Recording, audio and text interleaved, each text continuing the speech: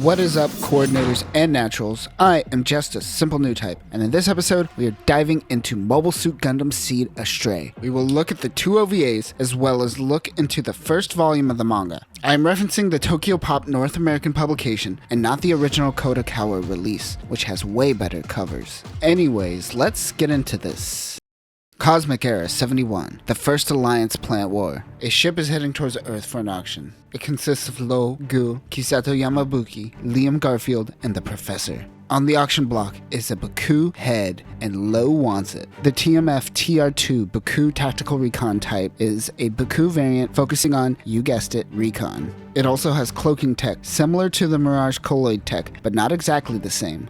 Lowe is a member of the Junk Guild. The Junk Guild is a non-governmental organization. They are essentially contractors that go from job to job salvaging stuff. Thanks to the help of Reverend Malkio, the Junk Guild has a non-aggression treaties with Orb, the Alliance, and Zaft. He is the winner of the bid. He connects it to his mobile suit and tests the beam saber to the annoyance of his teammates. They collect some data from the head that goes above their pay grade, but they copy it for safekeeping. It has information on the Sword Calamity. More on that later. While tinkering with the data, the team runs into a Jin. Lowe gets into his Gundam Astray Red Frame. The MBF P02 Gundam Astray Red Frame is one of the 5 identical prototypes developed by Orb. When Morgenrot and the Alliance worked together to create the 5 G Project Gundams, they essentially stole everything about the designs, with the exception of the phase shift armor. They then created the Astray project. More on this later. Lowe is able to pilot the Red Frame with the help of 8. 8 is a suitcase-shaped AI helping Lowe in the battle when piloting Red Frame. 8 has humanity's entire history of warfare. He is able to take out the Baku using his new Baku head, but more enemies are on the way. He is attacked by a Sigu Deep Arms. The YFX-200 Sigu Deep Arms stands for Directional Energy Emissions Experimental. Sigus originally used shell weapons, but after Zaft stole G-Project weapons, they developed their own beam tech and used it on the Sigus. It uses a thermal energy cannon, heavy laser sword, and a heavy assault machine gun. He is able to take them out using the Gerbera Straight, which is a simple, giant-ass katana that is really sharp. He is picked up and escapes, but he left his Baku arm behind in the midst of the battle. 8 tells him that it sucks to be him and keeps moving. The Gundam Astray Blue Frame is piloted by Guy Murakamo and fighting a Guaz. The MBF P03 Gundam Astray Blue Frame has the same loadout as the Red Frame, but no giant katana, and Guy will create what is called the full weapon form, which is just a backpack full of weapons. The ZG-MF 600 Guaz, or Gates, I'm not sure, showed up in Gundam Seed, but we never talked about it. This unit was built by Myas Military Industries, who will go on to create many melee weapons for the Goof Ignited. Unlike many of the Zaft units for the time, this one actually had head Vulcans. It also utilizes beam technologies, which wasn't its original intention, but after the capture of the GAT Gundams, they said yes to beam tech. Guy is the leader of the mercenary team Serpent's Tail. While his team captures the Jin, they run across Ed the Ripper piloting the Sword Calamity. The GAT X-133 Sword Calamity is a more versatile version of the Calamity that we saw the Bio-CPU Orga pilot during the First Alliance Plant War. It is designed for close combat. Edward Harrelson is an ace pilot for the Alliance. His ability to wield the Calamity's knife weapons has earned him the title Ed the Ripper. Blue and Calamity fight. And that will do it for these OVAs. They kind of just dive you into the story and the characters without any context. So for that, we are going to have to look at Gundam Seed Astray manga. Let's do it. January, CE 71. Guy comes across a Nazca-class ship. It is the Le Creuset team. Rao recognizes that they are mercs. He wants to test Miguel's skill. He goes out to fight Guy. He does not have the blue frame yet. He is currently piloting a Jin. Now remember that Miguel is the first person that died by the hands of Kira, which is the advent of Jesus Yamato's bloodthirst for pacifism. Fun fact that I didn't mention in the first run-through of Gundam Seed, but Miguel's voice actor is Takanori Nishikawa, better known as TM Revolution. He also played Hein in Gundam Seed Destiny. If you were wondering why these characters were introduced and then instantly killed off, because pop star. They both run out of ammo and engage in a melee battle. Guy is able to take out Miguel's arm, and Miguel is able to destroy Guy's Jin. Guy is able to eject before his unit explodes. Raul calls him back to the ship. If you ever wondered why Miguel used a standard Jin during the Battle of Heliopolis, this is why. Psst, nobody cared. Later, both Lowe and Guy are assigned to missions at Heliopolis. Guy is assigned to find an Astray model while Lowe is going junking. The Battle of Heliopolis takes place. Miguel and Rusty die while Kita pilots the Strike Gundam. Hours after the destruction of Heliopolis, Lowe and the Junk Guild make their way through what is considered a gold mine to them. Another junker, Liam, notes that the damage on the colony was caused by an internal explosion. They are all piloting Chimera mobile pods. The Chimera is a variation of the Ma-01 Mistral, which is a general-purpose mobile armor. The Chimeras are modified with salvaging and junking in mind. While digging, they stumble upon a gold mobile suit arm. Lowe digs and falls through the rubble and stumbles upon two mobile suits, a blue one and a red one. They notice that mercenaries are descending onto their location. The Chimera isn't suitable for fighting, but these new mobile suits are. Lowe decides to get into the blue one and tells the team to load the red one. Meanwhile, a Mobius equipped with a Gatling gun is approaching Lowe. He uses the AI-8 to control the unit while he gets out and distracts the Mobius. 8 is able to destroy the Mobius, but the pilot flies out of the cockpit. It is Guy. He points a gun at Lowe and tells him his mission is to destroy these units and any witnesses. They scuffle and Guy gets into the blue frame. He throws 8 at Lowe before taking off. A bunch of mobile armors come towards home, the Junker's ship. It seems it is Serpent's Tail's employees betraying them. Guy comes out of the colony rubble and assists the team in destroying every Mobius with ease using the blue frame. He sets his eyes on destroying the home, but Lowe comes out and defends the ship using the red frame. They decide to talk. It seems that people will be coming for the two units. Lowe decides to allow Guy to take the blue frame. Guy accepts it, but says that next time they meet, it may be on the battlefield.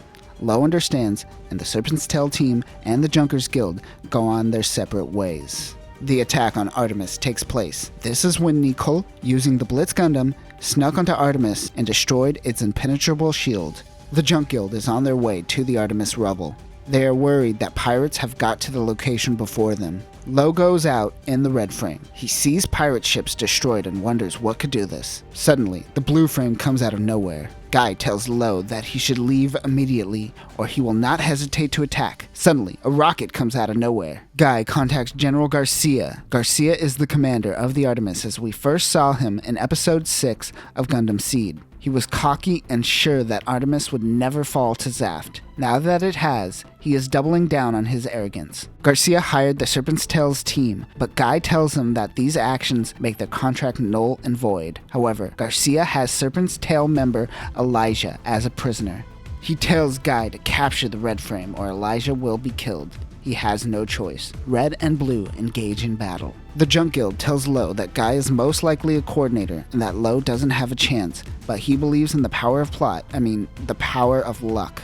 Lowe gets his ass kicked. He takes Blue Frame's beam saber. 8 still has the data that it collected when using the Blue Frame and is able to incorporate its Blue's beam saber for Red.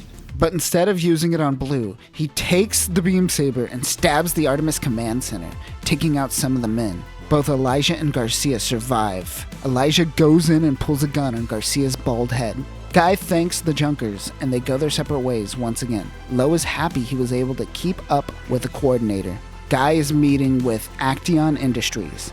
They want Guy to steal the red frame and all its data, but Guy refuses. He feels that any attempt to attack the Junk Guild simply won't work. This is because even though Lowe isn't a pilot, he has a new type-like ability to fix anything he touches and think his way out of situations. As a coordinator, Guy recognizes this and doesn't want to make an attack. He also tries to buy the blue frame, but Guy also says no. So Action asks the home if they have any parts they could sell them. Of course it is a trap. They use this opportunity to try to lighten their load. Lowe also threatens to get rid of 8 in the process. He goes out in the red frame to drop off the junk along with the chimeras. They are of course led into a trap and are now stuck in a weapons testing room, so they can't blast their way out. It is now a game of attrition. Lowe gets an idea. He decides to take a bunch of energy lines and connect them to his red unit, and it overclocks the beam saber, making it more powerful than Action expected. Bust their way out and grab the executive. Lowe, being the nice guy that he is, doesn't retaliate. Rather, he just gives him an invoice for the junk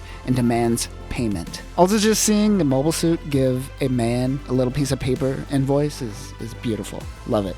They take off unharmed and with more cash in their pockets. Meanwhile, Serpent's tail hears of the junk guild's run-in with Action. Guy expected this outcome. He thinks that there is something weird going on, and it has to do with the Astrays. The Junk Guild team has spotted an experimental private warship. Most of the data has been deleted. Lowe drifts out into space, a little too far as he is in awe by space's vastness. The Home, and specifically Kisato, gets mad at him for drifting outside of the ship's range. They are off to meet up with other guild members. Lowe thinks that they are trying to turn a space colony into a spaceship. They head to the colony, Lytira. After both the Alliance and Zaft deemed that Lytira was strategically irrelevant, it was able to declare itself a neutral colony. It became a safe haven for those looking to escape war. When they get to the colony, the leader of the Junk Project just so happens to be Shinisto, who happens to be Liam's brother.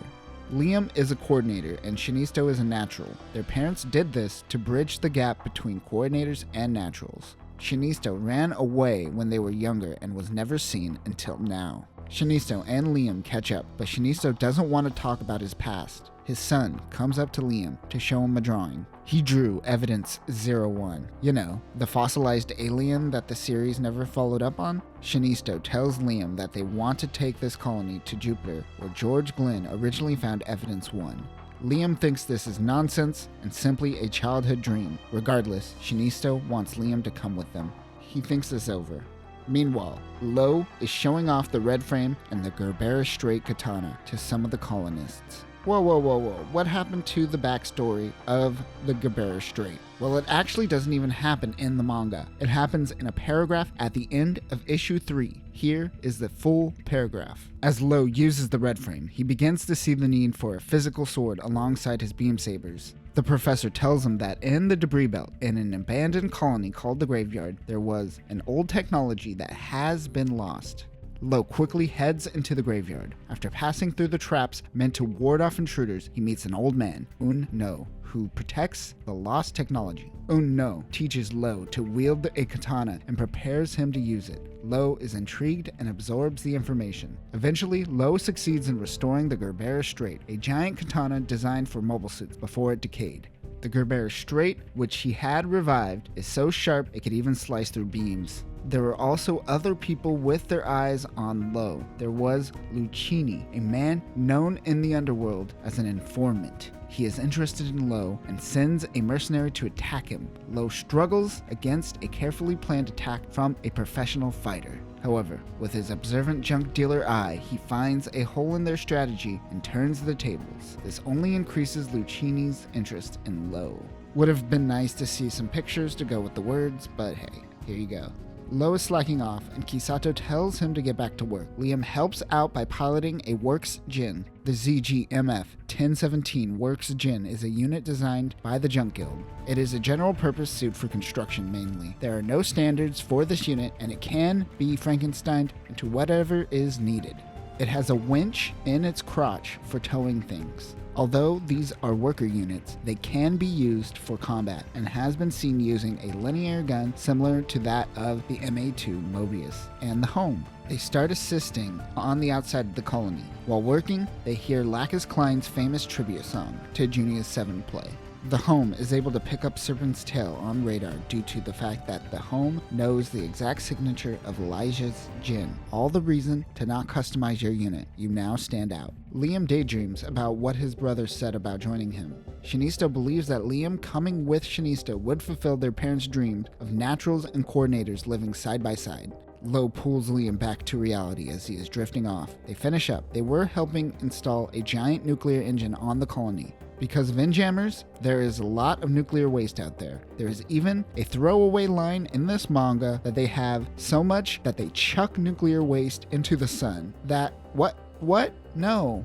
Since they are far out from Earth's sphere, there is no one fighting out here and in jammers, so nuclear propulsion can be used in this part of space. The professor lets the team know that the Alliance is on their way to their location. Lowe goes out and distracts them. Liam goes to inform the Junk Guild, including his brother. He asks what he will do. Liam tells him that he cannot join them on their journey and that he has to find his own path. They say their goodbyes. Liam comes to the home and asks the professor to detach the ship's linear gun so he could use it. He goes out to fight while the colony like Tira takes off. Lacus Klein's song is heard. Meanwhile, at Acteon, the suits are still trying to get their hands on the red frame. They hire a different merc to try to get the job done. On the space station, the Barnacle, Lowe and Eight are fighting with one another. They are running behind on maintenance, so the Junk Guild sends them Marlin to help out. Marlin is actually a spy who is sent to steal the red frame. She notices that gold arm and wonders how the Junk Guild got a hold of it. Marlin and Eight continue working while the Junk Guild meet on the bridge. She is very smart. Kisato sarcastically wonders if she works for Acteon or Morganrot. Immediately after saying this, Marlin destroys the hangar and steals the red frame and Eight. I guess the sarcasm wasn't needed. Lowe chases her in the Chimera. Suddenly, a Jinn comes out of nowhere and attacks the red frame. It is the merc Acteon hired. It seems that Marlin and this merc are not working together. The merc is an ace pilot, but Marlin is still green. Lowe tells her to plug Eight into the mobile suit. She does, and Eight instantly takes over. Eight opens up the hatch while Lowe opens up his Chimera's hatch. He jumps out like a boss with no spacesuit and hops into the red frame, sitting on top of Marlin. The red frame and Jinn engage in battle. We've seen that you can overclock beam sabers, so Marlin tries to help by overclocking the unit. But the Gerbera Straight isn't a beam saber. Did red frame just shoot off a key blast? I think this just became Dragon Ball. 8 records the battle data so they could use that move for later. The home sends Marlin off without any harm. The professor wonders if she got what she needed. On Marlin's ship, we see her talking to Etika Simmons, Morganrot's chief engineer. She tells Etika that the red frame does have a natural OS and that it was possible to pilot. This gives Etika the confidence that an operating system for her new M1 Astray mobile suits are a possibility. Marlin takes off her disguise. She is in fact Judy Wu 9. Judy was one of the 3 Astray girls that we see during the Battle of Orb and the Battle of Yakindwe, where she eventually meets her demise. Out in space, an informant named Kenneth Lucchini meets with Guy. Guy wonders why he called him out here. Kenneth tells Guy about information regarding an assassination attempt on Lowe and that Guy is most likely the only one who could help him. Kenneth sends 2 assassin Jinns to try to kill Guy, but Guy takes care of them easily. Kenneth runs away like a coward. Around Earth, there is a debris belt. It is essentially space junk that orbits the planet. There are giant pieces of debris falling towards Earth. The Junk Guild is hired to make sure it doesn't fall towards the planet. While doing the job, Lowe senses something out in the debris. He goes to investigate. 8 picks up readings on the Astray and they think that it is the blue frame, but while exploring, they stumble upon a golden framed mobile suit, missing one arm. The arm missing is the one that the Junk Guild found at Heliopolis. The MBF P01 Gundam Astray Gold Frame is just like the other Astrays, but unlike the others, it utilizes dual hand plugs that allow the unit to handle both Orb and Alliance weapons. It also uses a 350mm rail bazooka that was originally developed for the dual Gundam. Just like the Atatsuki Gundam that was piloted by Kigali, the gold colors are reserved for Orb's ruling class. This unit is piloted by Orb Nobility, Rondo, Gina, Saku. More on them later. Lowe is low on energy, but he has no choice but to fight. But he doesn't have a shield or rifle currently. Liam wants to go out and give him a rifle, but he would only be able to get off one shot with how little power he has. The gold frame is pushing Lowe into Earth's atmosphere. The home stashes a beam rifle and a piece of debris and then sends the debris towards Lowe. He grabs the gun but can't get a hit on the gold frame. He reroutes the power into his arm and fires a key blast towards the gold frame as it tries to attack with his beam rifle. It sends the gold frame towards home. The professor uses the Chimera to attack the gold frame, sending it flying. Red frame falls towards Earth's atmosphere, but the home comes in and grabs him. The home now must enter Earth's atmosphere, destroying most of the ship, but they survive. Lowe is on Earth for the first time. One thing I would like to point out is that I mentioned in the last episode that we really don't get any information regarding the Gerbera Straight. Well, that isn't completely true. A month after Gundam Seed Astray was released, they released Gundam Seed Astray R and B. Astray is another manga focusing on Lowe specifically, and Astray B is a photonovel following Guy. In Astray R, the Junk Guild goes to the graveyard after Lowe learns of the katana, the Gerbera Straight. The graveyard is a satellite where hundreds of artists come to live. They meet No and his dog Denpachi that can pilot a Baku. He learns that all of the artists are dead and he is the last remaining one here. During an attack, the Gerbera Straight was damaged and the artisan who created it is dead. Lowe researches the data of the artist and is able to fix the sword. He is also able to fend off mercenaries from the graveyard, so No allows him to have the sword. So that's how he gets it. I should be covering this in conjunction with the manga along with the photonovel Gundam Astray B, but I first have to get my hands on it. So we will simply focus on the original Astray manga for now. So let's get into this. Onogoro Islands, Orb Territory. Chief Engineer Erika Simmons is meeting with Kazahana Azure as a representative of Serpent's Tail. She is taken aback by how young she is. Erika also gives Kanahana coffee, which I'm sure is a good idea. A Lesseps-class ship appears in Orb Territory. It is the Junk Guild crew. Kisato is worried, but Lowe slaps some Junk Guild symbols on the ship so he isn't concerned. It might not work out too well riding a Zaft warship. Orb sends out a bunch of Aegis-class ships. We didn't talk about this naval cruiser during the series, so let's do it now. This ship is the backbone of Orb's naval forces. They are able to surround the island nation and keep it safe. It has a 250mm rapid-fire gun, anti-ship missile launcher, anti-air missile launcher, and a 25mm anti-air Gatling gun. This is a solid ship that will be used all the way to the end of CE-73.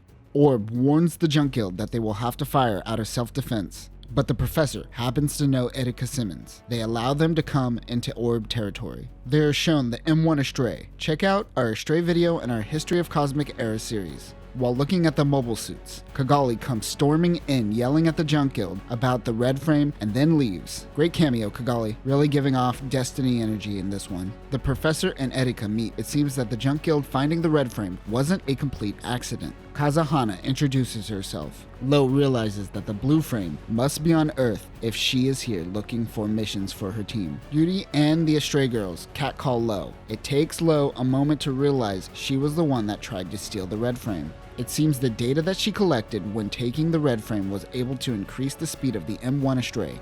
Lowe is also the only natural that can pilot the mobile suit, and the girls want to learn from him. They also ask if the Junk Guild could help repair the Archangel, which is currently stationed here and needs repairs. Because of this, we know that this is happening around the end of March of CE-71 after the Archangel was pushed into Orb territory and Kigali made herself known. The Junk Guild finishes up a long day of fixing up the Archangel. Lowe asks a Morgenrot employee where Doc 2 is. Lowe just so happened to ask Atherin Zala and his team, which is currently infiltrating the base. Izak wants to kill them, but they brush off their question and move along. Back at the base, Lowe is now Judy's husbando. This upsets Kisato. Kazahana tells her, "Yo bitch, you gotta step up your game." The 5-year-old tries to help the adult get laid. What? Lowe is piloting the M1. He is struggling to use the coordinator OS. Watching on the monitor is Erika, and by her side is Rondo, the pilot of the gold frame. After losing the first time, Rondo wants to fight Lowe again, even if it is just for that sweet, sweet battle data. Erika asks Lowe to fight the M1 using the red frame. Rondo and Lowe engage in battle. Lowe quickly realizes that he is fighting a coordinator. He is able to hold his own for a bit, but Rondo is outpacing him. He pulls out the Gerbera Straight. Lowe is able to slice her shield in half, but Rondo does the thing where she catches the blade of the sword with her hands. He disarms Lowe, grabs the Gerbera Straight, and stabs through the red frame. He stabs it through the chest, almost penetrating the cockpit. Lowe congratulates Rondo, but he is mad that Lowe feels no shame. He tells Rondo he is just a junker and doesn't really care. His left hand is malfunctioning. Lowe tells him that the red frame is attuned to use the Gerbera Straight, unlike his unit. Lowe uses some parts from the M1 to use on the red frame. Judy tells Lowe Rondo's name, but even she doesn't know much about him. The Junk Guild receives a mission regarding the Giga Float, a moving island capable of sending citizens into space, but they only have a small part of the bigger picture. They must first go speak with Reverend Malchio. Reverend Malkio is the blind priest that we saw in both Seed and Destiny. He is a mediator between the plants and the Earth Alliance. Liam wants to go, but the professor sends him back into space to try to find the team a new ship. Both go on their separate missions. While this is going on, Athrun is currently fighting Kira Yamato. Lowe, in the red frame, just so happens to be close by. He watches Athrun self-destruct the Aegis Gundam and almost gets destroyed in the process. Lowe notices the Gundam is still intact. He goes to find Jesus is passed out. He grabs Kira's body and then metaphorically tips his hat to Strike Gundam for protecting its pilot to the very end. Lowe brings Kira to Malkio's place. Kisato was worried about Lowe, so she flew to find him and got to Malkio first. The Reverend notices Kira. He wonders if it was fate that brought him here. He says this in front of Lowe, who physically brought them here. Later, Malkio is prepping a passed-out Kira for space, while he will be delivered to Lacus. He gives the junk crew the data they need for the mission. So if you ever wanted to know how Kira survived an explosion and somehow got all the way to Aprilius 1, it was Lowe this whole time. After Malkio heads for space, the Junk Guild makes their leave for the Gigafloat. Later that day, Guy and the rest of Serpent's Tail comes to visit Orb. Kazahana tells the guys that they just missed the Junk Guild and that they are heading towards the Gigafloat. Guy realizes the Junk Guild has trouble ahead. The Gigafloat has its own mass driver. Rondo tells Erika that Zaft is targeting mass drivers around the world, making mass drivers a valuable commodity. At the Gigafloat, the Junk Guild is helping out in assembling the mass driver. Serpent's Tail is keeping an eye on their movements. They know something about the EA, but they are currently withholding it from the audience. Guy plans on finishing up the Blue Frame's scale system. Afterwards, they will head to the Gigafloat to help out Lowe. Back on the Gigafloat, an explosion occurs. It is the Gold Frame. It seems that the Gold Frame still doesn't have a right arm, so naturally, Lowe goes in to attack its weak spot. But the attack is blocked. Lowe notices that it does actually have a right arm. It is the Blitz Gundam's right arm. Now remember that when the Le Creuset team was fighting Kira and the Archangel, Blitz Gundam lost its arm before going in and saving Athrun, killing the pilot Nicole and Blitz in the process. It seems that Orb snatched the arm after the battle. The right arm of the Blitz contained the Chikuros offensive shield system. It is a weapons pack built into its arm instead of a backpack system that we typically see in the Cosmic Era. It has a 50mm high-energy beam rifle, a Lancer Dart which can penetrate stronger armor and explode, as well as a beam saber.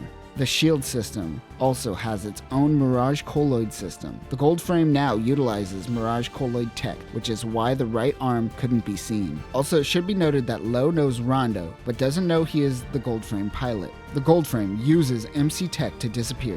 When it reappears, it uses a Lancer Dart and penetrates the Red Frame's leg. As Gold Frame points its rifle at Red Frame to deliver the final blow, Kisato runs in to protect Lowe. Before he fires, a blast comes from the ocean. The Gold Frame falls into the water to find Blue Frame waiting for it. The Blue Frame is now equipped with the scales system. This is an aquatic system that uses tiny vibrating scales as a propulsion system. It has better underwater mobility, but still can't handle low depths because it didn't have that in mind when it was initially designed. Much of this equipment was provided by Morganroth as payment for doing missions for them. The scale system is attached on the back. Blue and Gold Frame engage in battle. Meanwhile, Kisato takes care of Lowe. He wants to get the Red Frame up and running as quickly as possible, but Kisato wants him to see a medic. He passes out and falls off the Gundam and into the ocean, but out of the water comes Blue Frame holding Lowe. The Gold Frame retreated for now. Lowe is okay, but the Gigafloat is going to run into more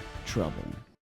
When Lowe fell out of the Red Frame, Guy in the Blue Frame caught him. However, 8 also fell and was swept up by the ocean. On an island, a bunch of kids happen to find 8 who washed up on shore. The computer asks the kids if they've seen Lowe or a red-framed mobile suit. The kids take 8 to the hillside where they find a downed Jin. There is a mine close by where Alliance forces are forcing the citizens to work in the mine. The kids connect 8 to the Jin, and it helps drive the EA forces out of town. One girl thanks 8, and they take a nap in a meadow. Lowe finally finds 8 and takes him back to the ship. 8 refers to this incident as merely a dream. Remember, in the Blue Frame OVA, we were introduced to Sword Calamity and the pilot Ed the Ripper, but wasn't given any context. In this issue, we are introduced to Ed the Ripper and given just a little bit more context, but not too much. Unfortunately, the bigger picture of Edward Harrelson won't be painted until we get to Gundam Seed Destiny Astray. For now, we know that he was a former F-7D Spearhead pilot, where he earned himself the name Ed the Ripper.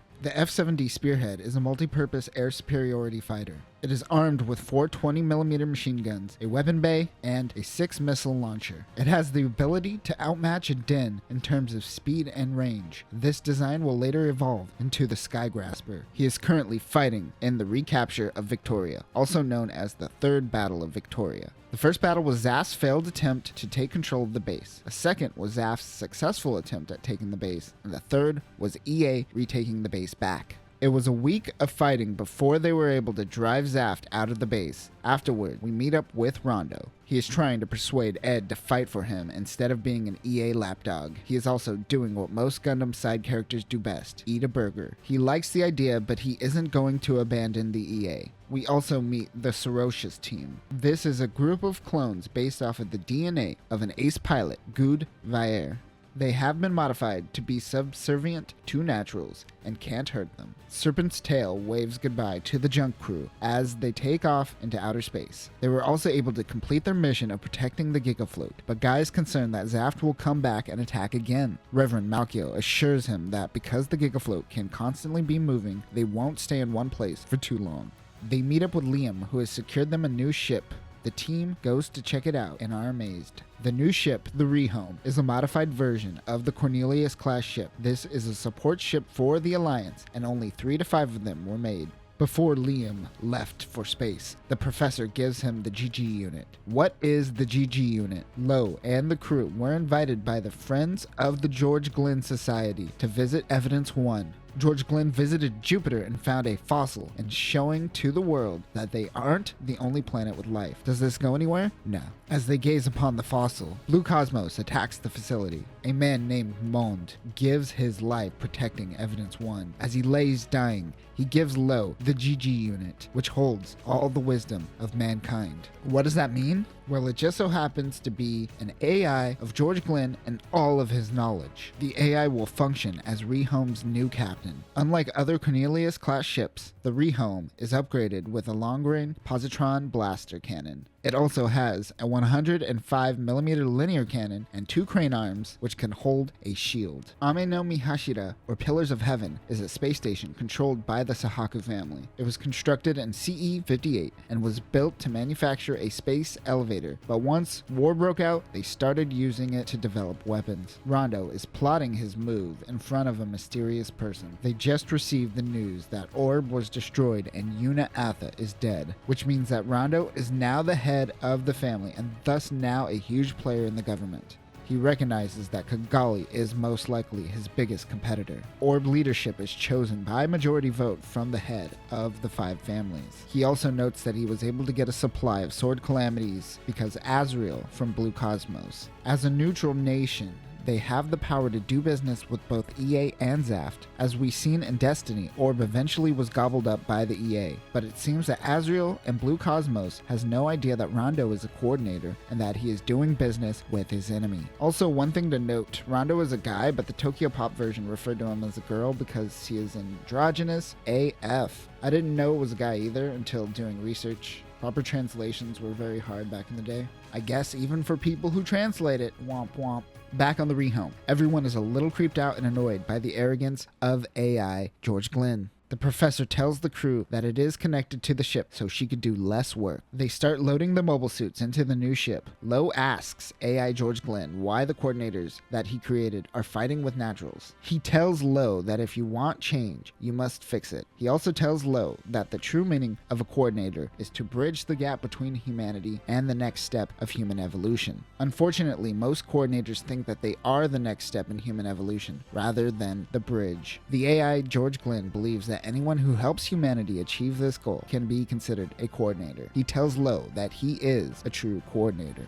The ship takes off. They receive a distress signal from a downed ship not too far away. They decide this will be their first mission in the new ship.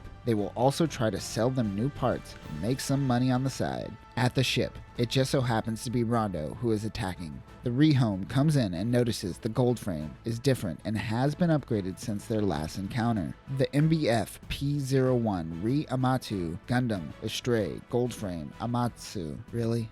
When the gold frame fought the red frame at the Giga float, it was equipped with the Trikeros offensive shield system and what is technically referred to as its incomplete form. This is the complete form. It is also mounted with a new backpack, 2 weapons. The Magano Ikitachi is an energy absorption blade that can leech energy from its opponents. It must make physical contact to absorb energy, but the MC Tech helps gold frame get closer without being noticed. The Magashira no Hoko shot lancers are penetrating weapons like the Trikeros darts. Its backpack beam sabers have been removed and its main beam saber is incorporated into the beam rifle. We see a similar beam rifle trick used in Universal Century 0087 as well. Lowe heads out in the red frame to face his enemy. They notice that the gold frame destroyed all of the escape pods. Back at Serpent's tail, they get a message from the informant. Usually, Guy wouldn't care, but perhaps he has information on the gold frame. Rondo keeps using Mirage Colloid tech to disappear.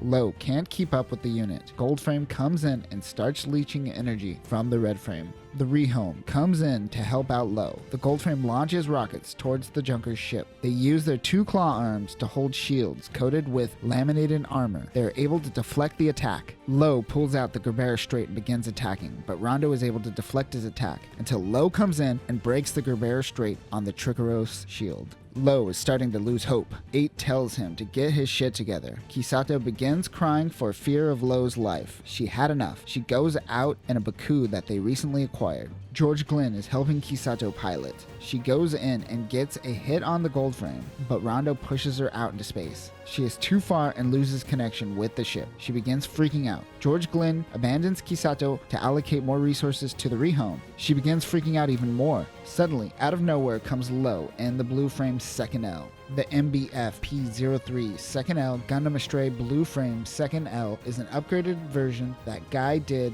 on the blue frame after an attack that happened in a battle with the Sorocious clones. Like a Rob Liefeld comic, this unit has smaller feet, but this actually gives it an advantage in jumping power, and it has retractable feet knives. What makes this upgrade special is the tactical arms backpack system, which was designed by none other than Lowe. It is a transformable backpack with 3 forms. The flight form is the standard form of this unit and allows for high maneuverability and irregular movements. In this form, the Gatling gun from the Gatling form is accessible.